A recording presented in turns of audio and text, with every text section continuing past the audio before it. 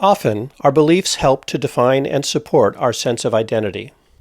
In today's episode, I talked to Carly, who is wrestling with what seems like a conflict between her intellectual upbringing and her obsession with reality TV. When I approached Carly on the platform for Seattle's Link Light Rail, she was engrossed in a book, so I almost passed her by. Carly posts stats and analysis for some of her favorite reality competition shows on her Instagram, Carly Sue Bear. You can find a link in the show notes. My name is Nick, and this is Conversations on the Coast. Do you have any interest in doing a little interview while we ride the train today? Actually, no, I don't. Okay. No offense. Yeah, no worries. All day. Yep. You've got a book. You might not be interested in doing an interview? For what? So I have a podcast called Conversations at the Coast, and I talk to people about something they believe, and then we talk about the reasons that they use to justify the belief, and we explore to find out if they believe for good reasons. Interesting. Does that sound more interesting than your book?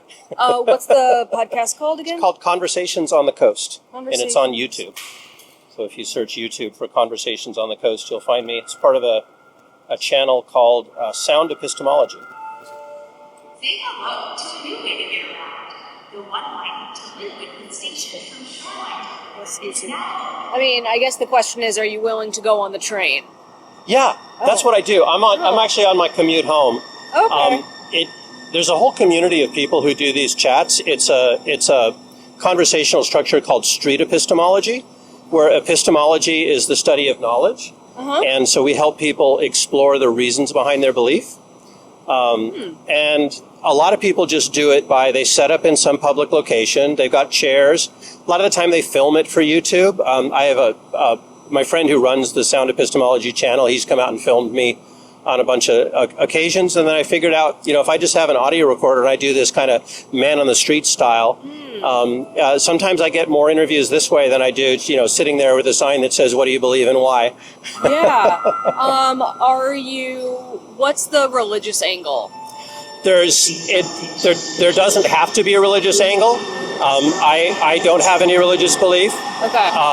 Sometimes people talk about a religious belief. Sometimes they talk about a lot of people in Seattle. It almost makes me sick how positive and upbeat everybody is, because a lot of people say they believe that people are inherently good, or they believe that we should treat people fairly, or things like that. So there's a lot of times people are talking about their values. Sometimes they're talking about something that they believe is true, and it can be supernatural, non-supernatural. The claim is really not the point. The point is to look at the justifications and the reasons for why you believe. So it's some people find it fun to think about why they believe. I can give you an example of one time that through this method, I examined one of my beliefs, which is that my dog has a conscious experience of the world. And I found out that I didn't have really good reasons for that. And that led me to read a lot more in philosophy and neuroscience to find better reasons to believe that. Interesting. Do you have training in psychology or that sort of thing? No, but on the street. Not formal training in psychology, raised by two psychologists. You can take away what you will from that. Have studied psychology, but no, this is not about psychology. It's really about philosophy and epistemology, which is the study of knowledge and the foundations of belief. Yeah, let's do it. Cool. Yeah, fascinating. Awesome. And I go to Othello, so I've got a little bit of time. Okay, I go to Rainier. Okay, cool. So we've got about 15, 20 minutes. Is there a game or something, or is this people on commute? I don't come in. Oh, this is normal. Yeah, this is about normal for this time of day. We'll probably be standing. Yeah. But that's cool. Anyway, my name's Nick. Nick, Carly. Carly, good to meet you. Yeah. Yeah. What brings you on the train? It sounds like you don't commute regularly? Jury duty. Oh, wow. Oh, that's cool. Were you selected, or did you just come for the voir dire? I didn't even get selected for voir dire. Okay. Oh, wow. Okay, so you didn't get that. I was just there all day. Yeah. I have been queried. I've gotten the notification for jury duty on a number of occasions. For about 5 years, I was an animal control officer, which made me a member of law enforcement. Oh, And so I was able to use that to get an out. got it. But then after that, since then, I have gotten summons once. And I went in and, yeah, same thing. I did. They're like, well, we don't need you. They settled out of court or whatever it was. So anyway, it's a fascinating experience and procedure, though, huh? Yeah, Excellent. yeah. Cool. I mean, it was a nice day to just read. Yeah. Yeah, that's good. Oh. Awesome. So what do you want to talk about?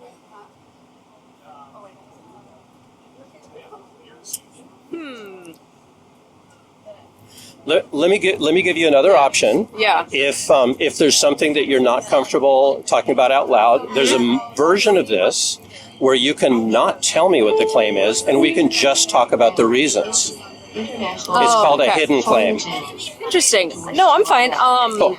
Reality TV isn't bad. Isn't bad? Isn't. Okay, fantastic. So define for me first, what do you mean by reality TV? Unscripted shows that are produced by people with ulterior motives. Ooh, let's dig into that.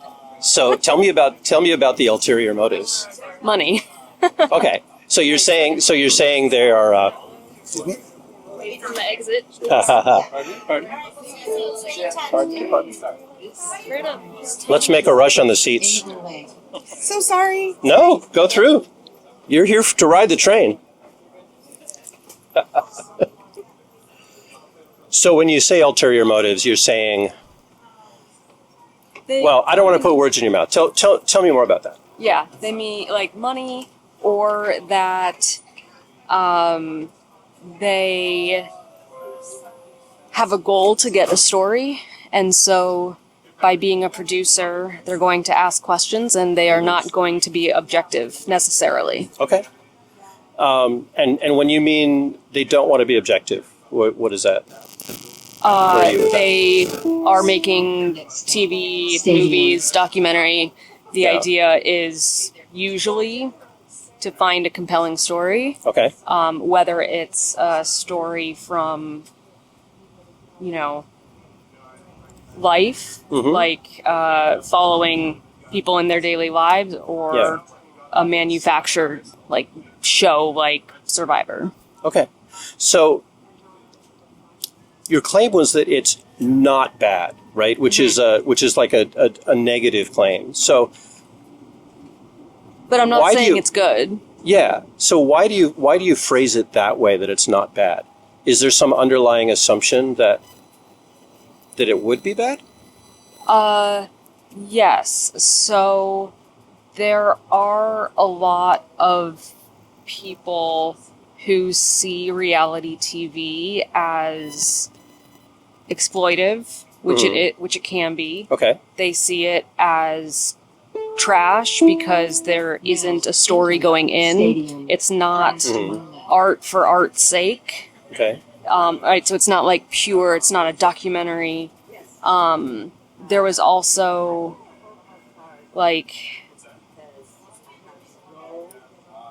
often hidden agendas, whether that's advertising, like explicit, like Applebee's on Survivor, Yeah. or Yes. That always cracks me up. yeah. Sprint, brought to you by Sprint. Yes. Yes, exactly. So I think there's also, at least in my, I was growing up in the early aughts, and the idea that that sort of thing rots your brain because there's nothing that you can learn from it.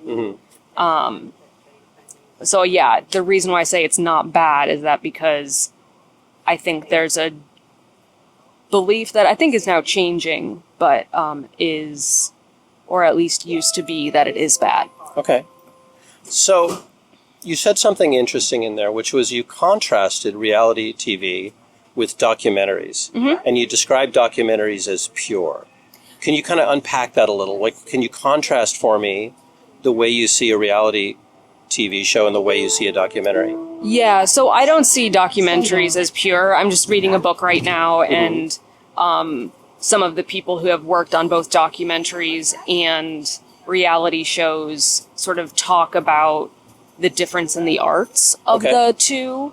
And in documentary, you are ostensibly, in my understanding, not there to drive any sort of narrative. Okay. Sort of like you are, you just ask questions. What do you mean by this? However, because reality shows, or I don't think they're like, I mean, I guess series, whatever, they want to get something to hook a listener in, right? If you're making a documentary about a specific, let's say the transportation system of Seattle. Yeah.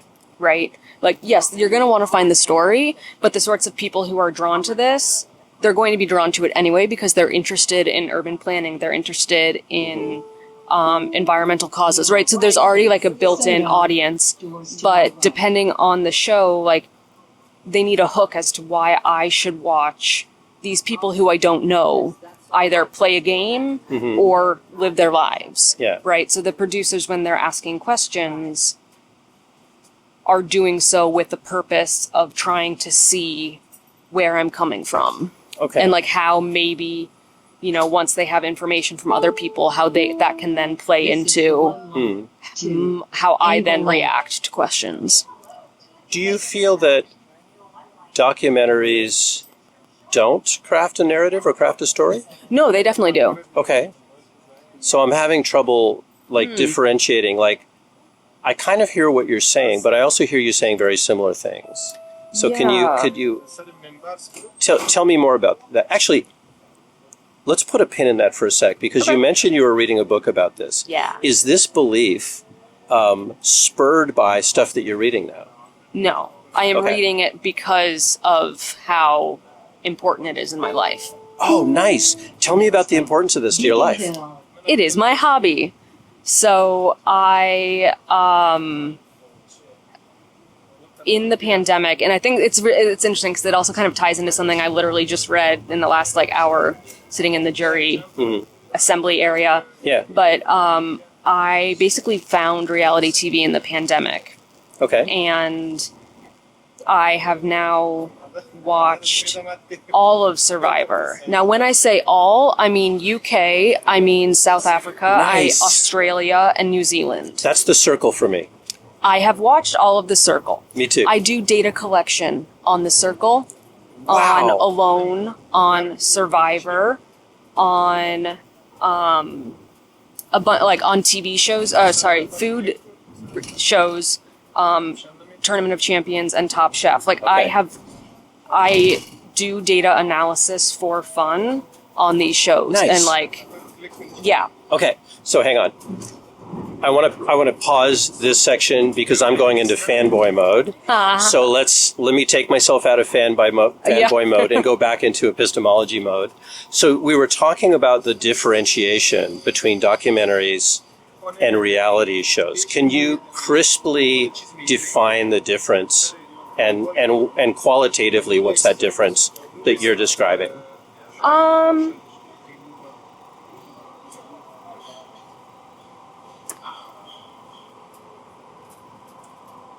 Come to think of it, no, I personally cannot. I do think that other people would classify documentaries as objective. That is in terms of unconscious biases, that's what, people say documentaries are objective. Yeah. Whereas when you watch The Bachelor, at no point do you think, are these people actually looking for love? Yeah. No, they're not. Maybe they are, but they're probably not.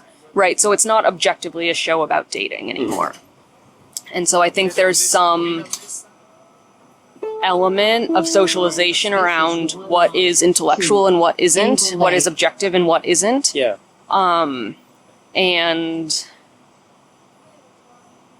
there's an element that's really similar in both, right? Which is learning about things that are or are not like you, right? Whether it's a documentary about, the people who make light rail trains, or the or a reality show about how these women are friends and they all live in Salt Lake City and they all whatever. But like, you know, it comes out that some of the women in like Real Housewives like rent houses for when they're filming so they can look better. Right. Okay. So there's that element of the producers, the cast, that they are there for entertainment. Whereas if you're doing a documentary about the Lakers, you want there to be entertainment, and there's a lot of entertainment, like when you think about rivalries, cross-team, within the team. Yeah. But you're not creating those rivalries by documenting it. Mm-hmm. But the rivalries between the women on Real Housewives, probably some of them would not exist if not for this show. Okay. They wouldn't be friends without being on the show. So what's your main reason for believing that? Let's take that. Let's take I don't know enough about Real Housewives. I started watching Vanderpump Rules recently because in terms of reality shows, trashier is better in my view. Maybe I shouldn't be admitting that on mic, but like the relationship, let's say, between Lisa Vanderpump and somebody. Mm-hmm. Why do you believe, or what's the main reason that you believe that those relationships aren't legitimate? So I think there's a difference between shows where it's in a working environment versus not. Because Vanderpump Rules ostensibly is about her businesses, right? But going to something like Real Housewives, where you said these women, they rent places so they look better. They're forced into being having a friendship because of the show. Like, why do you believe that they're not friends or wouldn't be friends in real life? Columbia City. Because sometimes in reunions, they talk about how they haven't seen each other since filming ended. Okay. So they don't talk when they're not filming. Okay. And in some cases, the relationships are so poor that they refuse to film scenes together unless it's everyone in the group. Okay. So I like that because you have specific evidence that you're basing that on. Mm-hmm.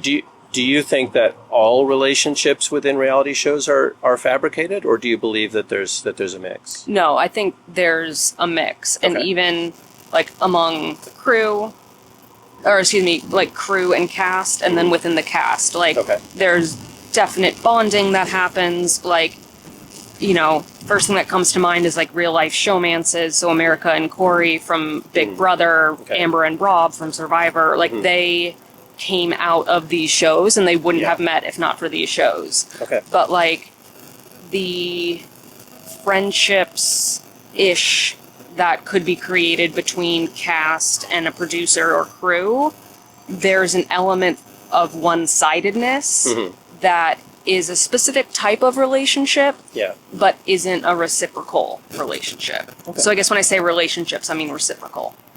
So we're a stop and a half away from where I got off. So I want to get back to your main claim, which is that reality shows are not bad. So I'm going to amend my statement. Great. Reality TV shows do not make me less of an intellectual. Okay. So now this becomes, potentially... So do you feel like watching reality shows is part of your identity? Columbia City. I do. Okay. I do. And do you is it important to you to be seen as an intellectual? Yes. Okay. Why is that important to you? My upbringing, it was a foregone conclusion I would go to college. Okay. My parents, instead of they did This Little Piggy Went to Market. Uh-huh. They also, did, I don't remember it, but like Harvard, Yale, Notre Dame. This Little Piggy went to Harvard. This Little Piggy went to Yale. Michigan, go blue. Yeah. So like there was an element of college from an itty bitty baby. Wow. Okay. And so, and I've always been good at school. Yeah. And now as an adult, I'm good at work, but also Right. like, I don't have that element of something to be like super good at. Yeah. And so I've kind of chosen to be good at reality TV. But like I said, it came about after the pandemic, Okay. or during the pandemic. Next stop, Othello. Yeah. I mean, I think the pandemic and sort of other life changes that happened for me in the 6 months prior drastically not changed who I am, but, you know, I think the pandemic was traumatic for everyone. And yeah. But going back to the book I'm reading called Cue the Sun by Emily Nussbaum, in this one paragraph, she was talking about how reality as a genre was trying to figure itself out after 9/11. And I think that some people saw it as an escape, and I think that's what it was for me in the pandemic. Yeah. But you found some intellectual stimulation from that as well. Yes. Yeah, through data collection, analysis, through finding community of other like-minded people, by playing Survivor online reality games on Discord, and like playing the strategy of it. Yeah. Yeah. Awesome. Yeah. Cool. Well, that's probably a good place to leave it Okay. because Yeah. we're getting close to my stop. Nice. Okay. Yeah. Well, thanks, Nick. Awesome. This is a very enjoyable talk. Yeah. Yeah. Thank you, Carla. This is it. Let's see. Got a irony of never carrying. I guess I do have a notebook, but I do have some circle data up in season 6. Oh, cool. On my Instagram. And one day hope to do a rewatch, but I'm currently, let's see, I want to make sure there's no identifying other information. Great. Awesome. I will look that up and look into it, and then I'll also use that to reach out if this goes up on the podcast and let you know. For sure. Well, thank you. All right. I don't know. I'm such a nerd for this reality TV stuff, and I'm like, I don't want to talk about God. Well, if you wanted to do that at a later date, we could do that too, because that's always a really interesting topic. Yeah. Yeah. Yeah, but this one, it's like, I don't know. I knew I had reasons for my beliefs. Yeah. Now, That's good. Enter Thanks for Othello. talking. Oh, that's a revealing To my statement. right. Okay. We'll talk to you later. Yeah. Right. Thanks, Nick. Bye. Thank you. You've been listening to Conversations on the Coast, a series from Washington State featuring civil conversations using street epistemology to explore what people believe and why. Find out more at streetepistemology.com.